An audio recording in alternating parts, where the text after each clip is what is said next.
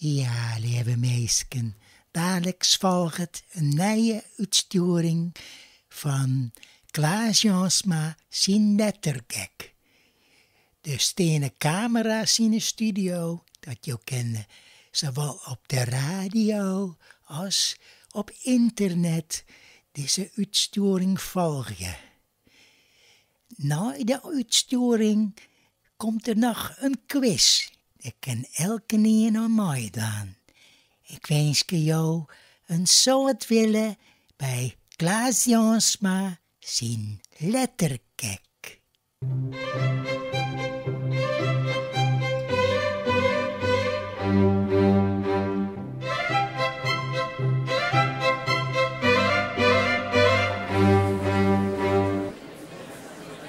Ja, welkom meisken bij Lettergek. Letterg.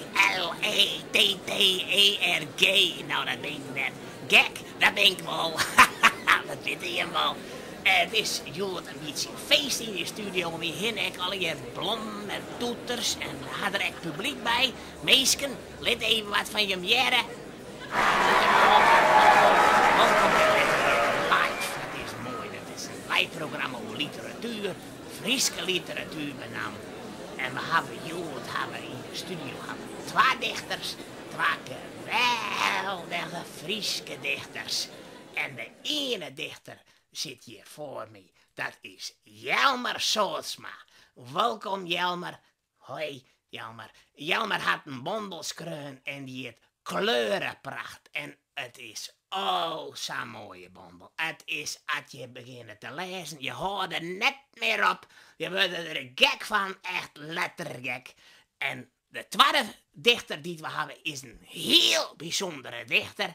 Hij is hier nou maar een paar hier in Friesland, maar hij is al van slijn verfrisken. Het is Abdul El Hazret. En Abdul had zijn naam verhoren in Appie El Hazret. Dus gewoon een mooie Friese naam, Appie El Hazret. En hij had een prachtige bondel met Isis versenskreun en de Necronomicon en de hele Perzische literatuur is erin verwerken. Perzisch en voor-Indische mystiek. En het is een prachtige bondel. En ik daar, je kan er net meer ophouden met lezen. Het is hartstikke mooi. Het is prachtig, geweldig al hier. Nou, ik zal u dan zetten met Jelmer zijn bondel. Goeie Jelmer, vertel eens wat. Ja, hoi Klaas. Ja, nou, ik heb dus een bondel met gedichten. Daar komen al je kleuren in voor. Ja, nee, rood en blauw. Nou, en geel. Ik heb geen bruin erin, want nee, vind ik een nieuwere kleur. Ja, nou, je weet misschien, alle dagen zullen jullie bruine keutels in het huis lezen. Ik dacht, nee, geen bruin. Ja, Jelmer. Nou, maar hast ik wat in je met de complementaire kleuren? Hast ik van rood en geel oranje maken? En best zou de hele kleurencirkel ek bij Delroen. En had de kleuren ek een beschutting met het leven zelfs. De betten, het sterren en alles ertussenin, die spanningsbogen van het werkelijke leven, is die echt in kleuren verwerken, in aura's, juist ik aura kleuren om die heen, en serendipiteit en allerlei zaken. Nou, ik zie wel aura's, ja, maar ik weet net wat serendipiteit is. Maar ja, ik broek alle kleuren, ja. Ja, geen bruin dus, maar ja, het heeft wel maar de kleur van de ziel te maken. Van de ziel zijn kleur die verhoort. Alle dagen weer. Oh, heden. Ik nou zo bij jou wel een beetje bruin in jouw aura, om jouw holle heen. In jouw Vaak verkeerd in oorlog. Nou, nee, dat mooi. Nou. Ik zou zeggen, ze de keutel bij het skinnen eind, maar ja, in hokkeroorlog zou ik zeggen wie ik verkeerd. Ik ben eigenlijk zelf niet verkeerd. Zo, dat is geen probleem, hè. Ik ken er mij omgaan, maar ik moet je nog wat vragen. De hast in dit vers, wat ik nou voor me ha, dat is op side 22 van Kleurenpracht, prachtige bondel. Daar staat een stukje en dat gaat zo.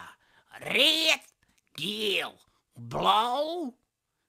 Ik weet het net. Maar o kleurenpracht, daar het leven altijd wacht.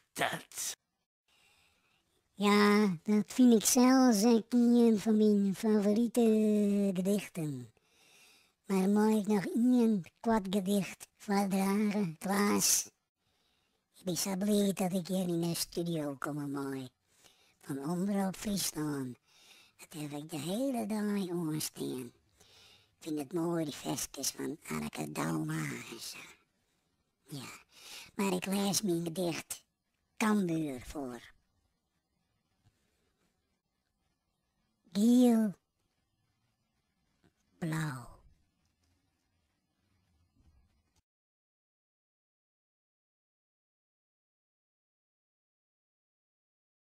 Prachtig, geweldig, Jelmer. Dat laatste, daar word ik gewoon kjel van. Het is schitterend, dat kwatte broekje van Cambuur. Het is prachtig, geel-blauw, blauw-geel. Ja, en dan moet het er in de wask vanzelfs. En er zit er misschien toch wel een beetje van het orenkleurke in. Hè, Jelmer? Ja. Nou, ik zou zeggen, een groot applaus. En het is mooi dat ik krijg een soort fanmail, maar ik erbij zeggen dat ik zeg er danken wel voor. We hebben zo'n soort dichters in de provincie. Het is netteloos, het is te gek, het is abnormaal. Nou meisje, dan ga ik nog een prijsvraag. En we lieten je een liedsstukje jaren van een Frieske dichter. En dan moet de jimme zeggen uit hokkervers het is, maar we draaien het achterste voren en ik nog eens een keer versneld. Dus het is net makkelijk, maar doe je best en stuur het naar de omroep. Dan kun je een prachtige mooie prijzen winnen. Zoals een echte mooie pin, die je hem nog maar de hand betjen, maar het is net mooi alleen. Dat de prachtige prijzen, wij zijn net duim bij de prijzen, dat zeggen ze altijd. En dan hebben we nou uw volgende dichter. En dat is Appie El Hazret. Appie, welkom. Hallo, Klaas. In studio hier, Omroep Friesland. Maar Fries praten is, wow, ik kiet mij goed al, wat ik zeg. Maar nou en dan, een beetje Arabisch worden, inshallah. Maar is welkom. Het mooie Friese taal is echt een warm bad. Warm bad voor mij. En kan mijn hele ziel blid lezen voor mensen in schreeuwende taal. Ja, nee, oké, is prachtig. Ik wil het mij weer hebben over die versen, want ze zijn zo nou en dan een beetje, ja, mensen die het lezen zullen dat wel denken, ze zijn een beetje grauwelig. Kist dat wat, hè? Grauwelig. Het is zo nou en dan een beetje, nou, horror. Het is wel wat horrorheftig. Kopmerolje, het bloed, het streamt. Ja, en ik moet zeggen, daar word ik echt weer kil van. Het is, nou, er komt wel geweld in voor.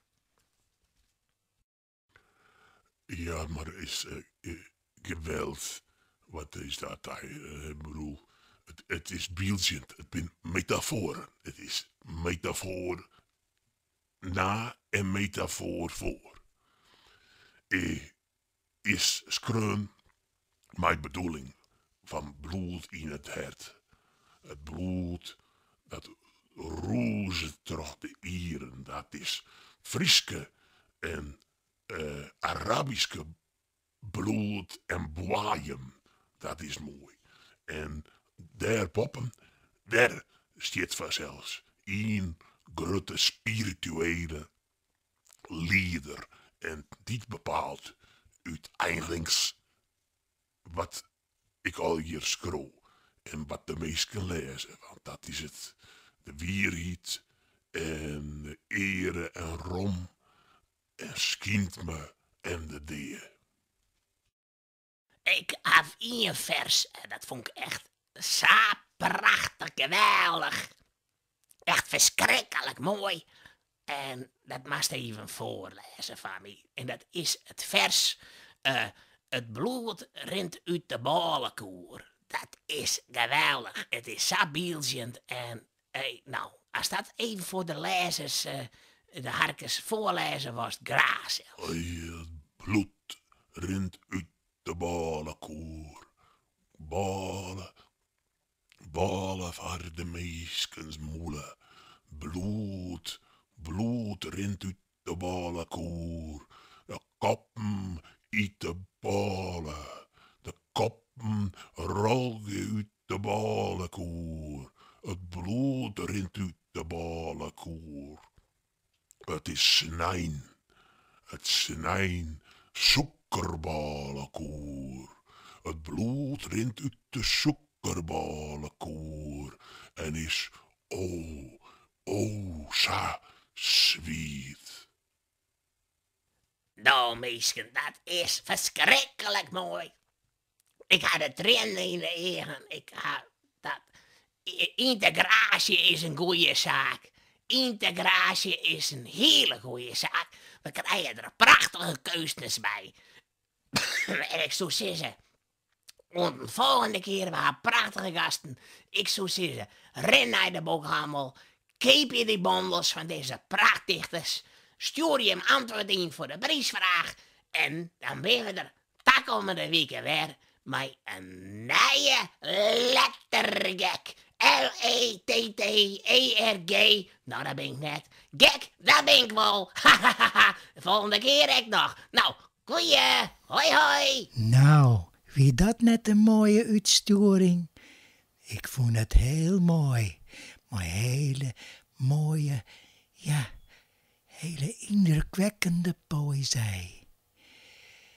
Maar we gaan jou nog een quiz te zijn. Een ritsel. Hark je goed naar het volgende fragment.